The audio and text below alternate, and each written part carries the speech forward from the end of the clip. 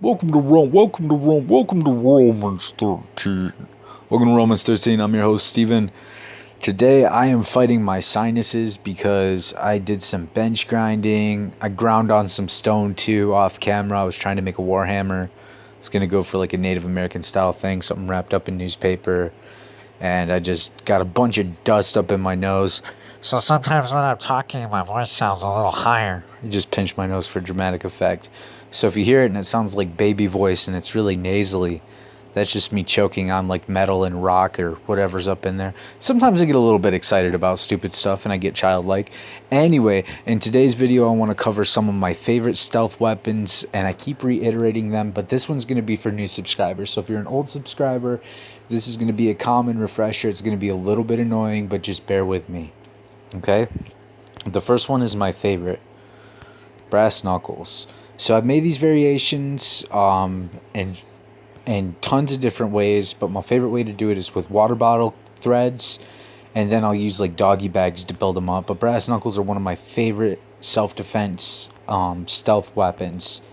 These guys are really awesome. You can keep them hidden in like a hoodie pocket. You can 3D print them, and then when it's go time, you can go and smash a bad guy's face up. You might break your hand, it might hurt your knuckles, but it's going to break his face first. And it's probably better than breaking your fingers, punching somebody. They say that like boxers have to tape the two middle knuckles because they break so often. That's actually a common injury in boxing. That's why you'll see people tape their knuckles and then they'll wrap their hand heavily before they box with someone. Probably something to remember before you use a pair of brass knuckles. Wrap your hand up. Or just get a pair of UFC gloves. But I see people wrap their hands up before they use UFC gloves too. Wonder what UFC gloves would be like in combination with these guys. But then again, you'd have to fit them over the foam pad, and I don't know. I think that'd be kind of silly. I don't know. Anyway, and then right next to it, you got the little trench knife too. That's another thing that I like to incorporate when I do my little water bottle thread builds. I have a couple videos up on improvised knuckle dusters. What is going on with this thing? Knuckle duster watchdog. That looks like it has like a little knife on it or something. What is that for? To cut your finger off? Is that just a joke? I don't like these joke weapons, like the suicide gun. Some of that stuff looks stupid. This little ceramic coffee cup with the knuckle dusters, I think that's kind of stupid too, but I understand why they do it. Bone Tactical has a thing called the Bone Breaker. I'm sure you guys have seen it. That's a little knuckle too. There's single knuckles, double knuckles. There's all kinds of versions of knuckle dusters, but knuckle dusters are really cool. There's even like taser versions of these guys. But I am a huge fan of these for a stealth weapon. I love ℜ𝔬𝔰 weapons, and this is one of my favorites. And there's a whole bunch of different variations of this guy. This is probably close to a modern version of what the traditional version should look like. Here's the traditional version with this guy with the big old hand sweatband. And then here's another version of this with the pale background. Got that pale green background. So this is a traditional version of the ℜ𝔬𝔰. And you can see how small it is in his hand. One of my favorite stealth weapons. I'm nuts about this tool. Crazy sharp, easy to manipulate. There's a whole bunch of variations of this guy. His tactical version's really cool. I don't know if it has an edge on the blade or not. Doesn't look like it. That almost looks rubberized down there. Is that rubberized? I don't know. Maybe it's like some kind of steel, but it just doesn't come to a serrated edge. If I was going to do it, I'd want it to look like this. And that's how I did my last one. This almost looks 3D printed and fake, so if you're going to make these, you probably want to do it for... Yeah, this is like rubber or something. If you're going to make a ℜ𝔬𝔰 weapon, don't make it look like some kind of a dildo, dude. Edge this steel up. So this one's kind of cool, too. It's got the little finger hole for it. But the cool part is it comes down into this serrated edge. Or not serrated edge, sharpened edge. Serrations are really cool, though. I like them. You don't have to resharpen them. If you have something with a serrated edge, you don't have to sharpen it up. Stay sharp forever. But, yeah, very cool. Very, very cool. I've yet to see a tomahawk with this serrated edge. That'd be kind of crazy. Might not make any sense either. I was going to show this up top, but it looks like it's going to keep popping up. You got this little mini version. I think I did something like this out of a tin can once. It's got a can opener on the back, actually. That's kind of cool. It's supposed to be a little survival tool or something. I think they call these fast hawks, and this has the wrench set right in there. And then there's like some kind of bolt twisting thing for an Allen wrench or something. And then you got a little hole for a lanyard, and then you can do like a paracord bracelet or something, keep your tool from falling off. Okay. You guys have seen this all the time. I couldn't make it anymore if I wanted to. Just a second. Looks like we're having a glitch.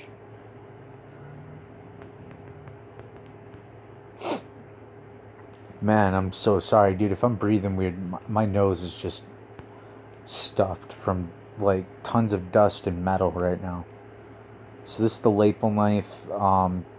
I make these with cordage. That's a cool little tracker knife right there. Top left, this cool tracker knife. But yeah, these are ℜ𝔬𝔪s, and I make these using some kind of cordage on them. I'm not used to seeing these virgin ℜ𝔬𝔪s though. That don't look right. That don't look right. I know it's called a thumb dagger, but I will not wear these unless they have the 2 hoops on them, and I make them all the time. It's the only way to have them is to have cordage on them, or it makes no sense at all. I mean, I get it. You like pinch it between your thumb and go to town, but yeah, that just they look like foreign to me without loops. This one has the loops on it. At least it has 1 finger loop. That's a pretty good start there. You should have 2. And that's basically how I do these. How many does he have? Just 1? Yeah, I always do 2 loops. I refuse to do 1 loop. I always do 2 loops. That's how I learned how to make these when I first started. A sub, my friend Justice, he had been on the channel since the beginning of Romans 13, and he said, hey, can you try and make a ℜ𝔬𝔪? I said, a ℜ𝔬𝔪? What is that? I've never heard of that before. ℜ𝔬𝔪, and then I heard it called lapel, and then I pissed everybody off saying that, and then everybody was mad, and I was like, oh, okay. But I went and I looked it up, and it had 2 finger loops, and I saw how it locked the hand and became like a push dagger, and I was crazy about it. Everybody knows what a push dagger is. It's a very famous stealth weapon, so everybody's crazy about it. This guy's holding a push dagger right there. But this guy with its finger loops, you see this finger loop here, I always put 2 on because it locks the hand a little better. This guy with the finger loops is no joke. I was told that you'll break your fingers with it. People are retarded. They don't know what they're talking about. It's a clandestine weapon from World War II. And as you see, you can just wear it with 1 finger down here on the ℜ𝔬𝔪. But if we go to the top, I'm going to zoom in a little bit. You see all these guys with single loops. Those are for your fingers. This guy has the double. So I would assume that this guy knows his stuff right here. And check it out. I told you guys in Canada, I said if you can't have pocket knives, if they ever start making it like impossible for you to have flip knives or something like the New York law where you can't flip a knife out, can't import them or whatever, start importing these ℜ𝔬𝔪 knives, because you can flip these out, no problem. You can carry these in your hand and go wherever you want to go. It's kind of a secret tool. You know, not a lot of people are using it. Just like a lot of people aren't walking around with SBRs or AR pistols. So a lot of people aren't exercising their self-defense rights. So I guess consider yourself informed. There's a sock P. That's one of my favorite stealth tools too.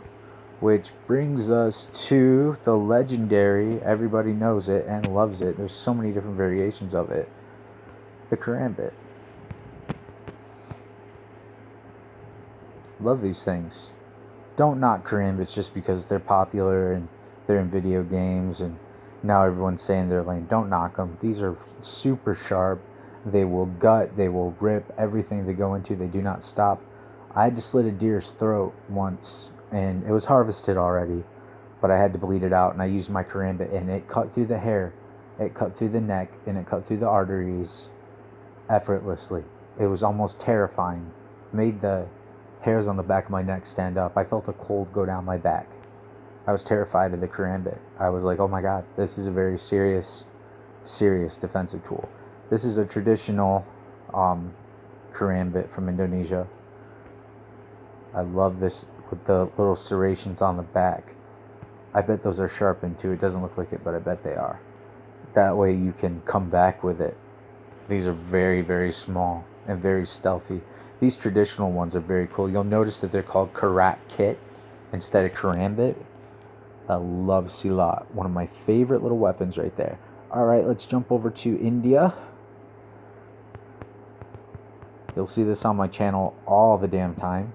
In fact, I just did a video about it. It's the ℜ𝔬𝔫𝔰, and sometimes you see these with little Chris daggers. That's like not just a normal blade, it's a blade that's kind of wiggly. It's like the ancient version of the ℜ𝔬𝔫𝔰 dagger.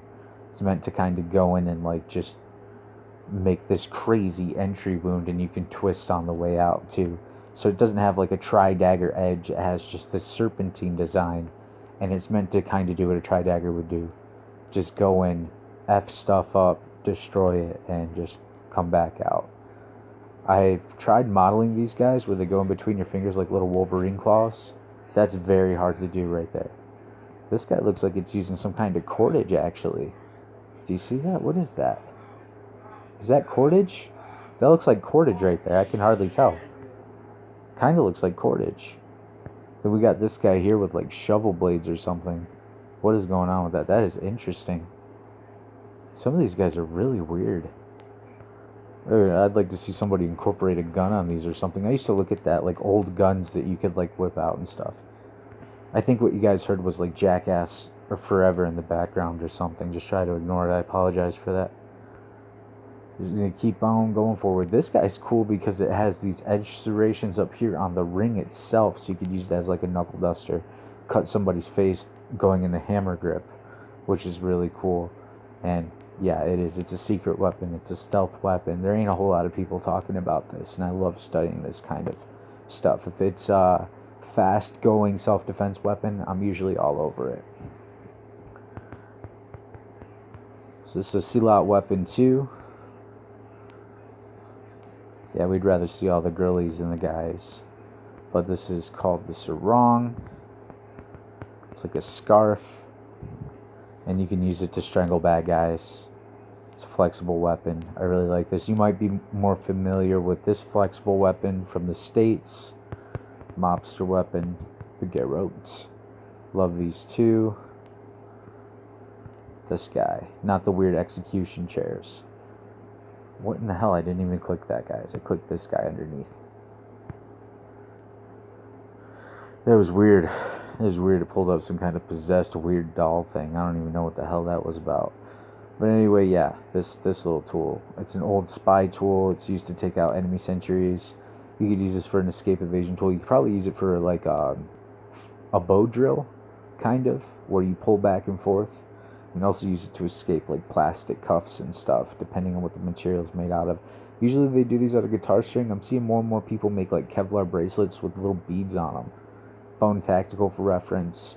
I saw another team, they were doing it with yo-yos, little tiny yo-yos. I tried doing one with a yo-yo, and then I had like an arrowhead on there so that you could like stab a bad guy, use that as a push dagger, but then you got your ℜ𝔬𝔫𝔰, and that's using spider lines. So that's one of my other favorite stealth weapons. Alright, let's get into the last one. I'd like to apologize for any background noise. Prison shank. Let's see if we can find these guys. Give me just a second. There's so many different versions. This scissor blade actually is used in a lot of the different tactical communities. I know it doesn't look like much, but this guy is everywhere. You'll see people break apart a pair of medical scissors, and they'll carry these like sock peas. So it's a very popular one. And this is actually one that my friend Phil did. This is a whole scissor blade that's been wrapped completely in tape. And then it takes on this very dynamic 45-degree angle. Makes it a great fighting weapon, but you want to leave the hole open. That way it locks to your hand because you don't want to lose your tool. And anytime you make a tool or you do like a lanyard, oh, these guys look like they modified butter knives. I always do those at top no points. But anytime you do like a lanyard, make sure that you do like a cop wrap or something so it doesn't fall off your hand. Or even like the OSS, they used to do like single loops for like their long spike picks. That's what I'm looking for right now, actually. That they used to do those like maple loops for like their long picks. I'm gonna keep on looking, so hopefully we can find it. Looks like a candy cane. If I can find it, I'll show it to you guys. I've shown it a million times. I'm always making it in my videos. A lot of people get a kick out of this stuff. A lot of people get offended by this stuff. I don't really care. I study self-defense, not feelings. But when I start studying feelings, you know, I'm never studying feelings. I don't care about feelings. The only feeling I care about is a person's safety and their well-being. That's interesting, some of these things, the lighters and stuff. You can already do that with a spoon. I've shown that in another video, turn a spoon into a push dagger. This guy with the wadded up newspaper, that's basically a knuckle duster. Keep seeing this picture, it's kind of popular. I wonder if this has any of my spikes in it. We'll see. These are all called wire pokers, but the spike that I'm specifically looking for has a hoop on it, has a little hook on the bottom, and that hook is extremely important because what it does is it allows the tool to lock to your hand. And you'll notice that in hundreds of my designs is this little hook-like self-defense pick. It's stealthy, you can put a rubber band on it, you can hide it in your hand. Also take note of all of these toothbrushes. The toothbrush is one of the best self-defense weapons I think I've ever made. That will go through a water bottle, no problem. The reason we do the water bottle analog is, I'm sure you guys have heard it 1,000,001 times from my channel, we do the water bottle analog because it resembles like harder material than human flesh. If something can get through a water bottle, we can guarantee that it'll go into a bad guy's tissue and muscles, no problem at all. So that's something that we tend to find out when we do our tests. For instance, since we're looking at prison shanks and stuff, like plexiglass is known to go into people like butter. However, plexiglass won't go into a water bottle. No matter how sharp you get it, no matter how big and ugly and aggressive it is, that isn't going to happen. Oh, when I was talking about that spoon thing and I said you can use that as a push dagger, that's what this guy is. You actually put the part that you eat with in your palm, and then the tip becomes the knife, and this becomes a push dagger. Very, very popular. This is unfortunate that I can't find that. We're going to have to go over to the OSS so I can show you guys some pics real quick for my last stealth weapon, and then we'll get out of here. Other than ℜ𝔬𝔪𝔞𝔫, I guess I can show that real quick. I'm feeling like everything I'm showing you guys is like disappearing. Like, not only from the store shelves, but from the internet too. How powerful is AI? I don't know, I like to kick this robot right in the robot balls. Alright, so you can kind of see this transgender it was showing just a second ago. And they were like blinding somebody. Just try to ignore that, it's kind of weird. But yeah, that's what it is. ℜ𝔬𝔪𝔞𝔫 is like a blinding powder. I've made a bunch of different versions of this. So yeah, just try to ignore the transgender thing going on. There's other people doing this too. And sometimes they'd hide it in eggs and stuff. But yeah, ℜ𝔬𝔪𝔞𝔫 blinding powder, that's what it's for. Been showing that in a bunch of builds. We do the rubber band thing where you can hide a pop tube in your hand. Have that ready to go. I'm a nut for hidden weapons, dude. I love that kind of stuff. I know there's other patriots out there and they're freaking out. They're like, hey man, why aren't you talking about guns? Like, shouldn't you be getting into like really cool guns? And I've covered guns before. I've covered all kinds of like carry. I've shown like neck knives for guns. I've talked about some of my favorites in the community tab. I cover these weapons because they're a non-gun option, because my message isn't just for America. It's for everybody all around the world that might be disarmed, that might need these tools for self-defense. Okay, OSS pitchfork. Pick. So because I can't find the original wire pick, I want to show you some of these OSS tools. And you can see how they're already taking this shape where they're kind of bending up. This is with a 1911, like the best pistol that ever existed. I love 1911s. I know they got a limited magazine capacity. Actually, I'm pretty crazy about a 22 TCM. I think that's right. 22 TCM and 22 Magnum right now for mag capacity. I've always been a super fan when it comes to FN57, but I'm sure everybody has. It's always been my favorite pistol since I was a kid. Actually, no, when I was a kid, it was the Ruger SR22 or the Walter P22 with the Bowers Blue suppressor. Dude, I was crazy about that design. I drew up so many concepts for that. This knife here was designed by a Vietnam vet, I think, or was it World War II? With this double edged and like hook shaped. Very crazy self-defense weapon here. Very crazy self-defense weapon here. I can't take enough screenshots of it because I can't find it anywhere. And I want to design one after that. I've done that in another video and talked about how I wanted to do it. Oh, check it out, a comma. These are devastating self-defense weapons right here. just any kind of tool with like a stick or a pick or a screwdriver or a steak knife, anything like that. And they're great weapons. They modeled the tomahawk in a way, but those will split a skull no problem. It's kind of weird how we found the OSS style pitchfork tines, but I couldn't. Covert products group. I couldn't find. Oh, okay. You can see the finger loop there. Hold on, let me zoom in. See how it's got the finger loop there, so that's really, really close to the design.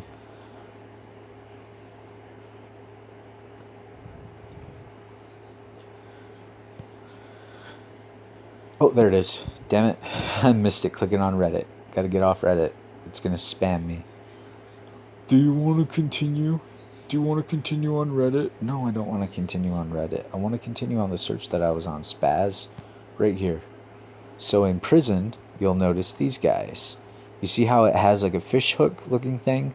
Then it goes down into some cordage. There's even a couple loops like the ℜ𝔬𝔪 to lock it to your fingers. I've been making these tools like daily. You can rubber band these down to your hand. Very stealthy, very mean. They can be made out of wire coat hangers, bits of fence, tomato cage, bike spokes, etc., etc., etc. Any kind of wire. So just something to keep in mind, but these are really awesome self-defense tools. You notice how the pitchfork tine is kind of curved, and that blade that we were looking at has that curve too. Now what I'm assuming is you can take the pitchfork tine after you cut it off, you can heat it up in a forge, and then smack it out, and then bevel the edges to get that dagger shape on each side. And then the ℜ𝔬𝔪 is obviously over here. So same kind of design, same kind of stealth weapon. Very, very cool. Meant to go into the trapezoid muscle and to enter into the top of the heart and the aorta. This tool right here basically models the Scallywag tactical dagger, or the SOC P. I'll show that to you guys real quick. This is the World War II version of that. Let's go Scallywag.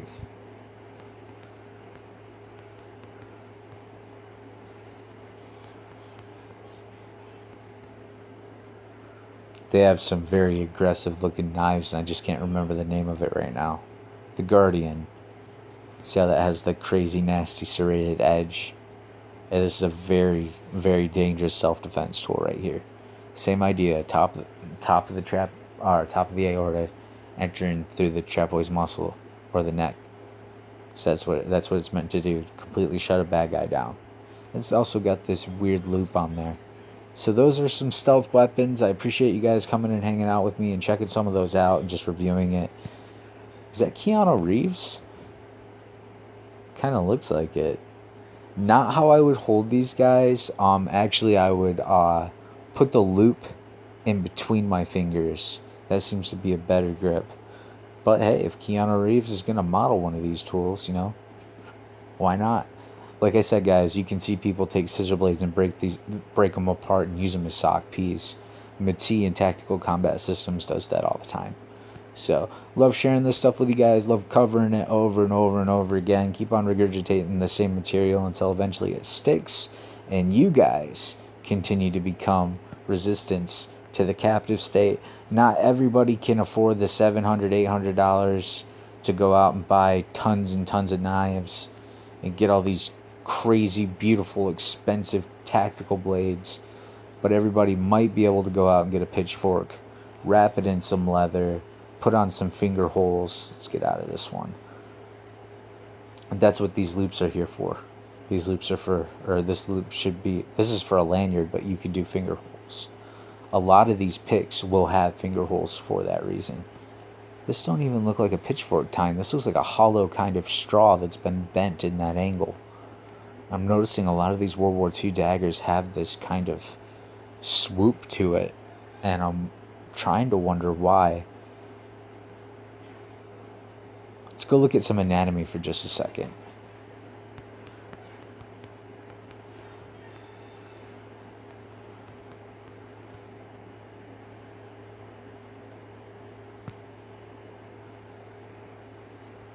Actually, that'll work right there. Okay, so suffer me this. Let's take this image. I'm going to go into my notepad. I wonder if I can still draw. Find out in just a second. It's been a long time since I've used this thing. You guys are about to see some personal notes. Don't know what you're going to see. It's been a long time since I've been here. This is my old phone, so let's get our image, gallery. So what I think is going on, where's my downloads at? Done. Make this guy look pretty big. Okay, let's see if we can draw. Can I draw?